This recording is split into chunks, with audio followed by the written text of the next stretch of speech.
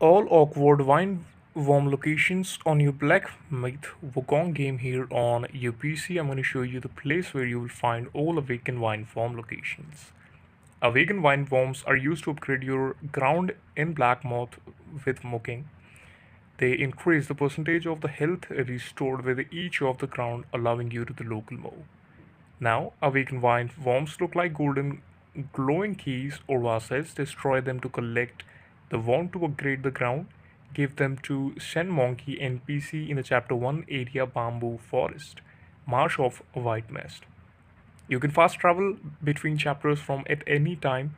Keeper shrines, there will be still free room after the story. After the emboss you put back in the title screen, here choose to continue. It will spawn you before the final boss, so you can still revisit all places from the point, just don't enter a new cycle. In the title screen as the start new game, and otherwise you will save with no back. This is the video. Thank you so much for watching it, and please subscribe to the channel for watching such updates.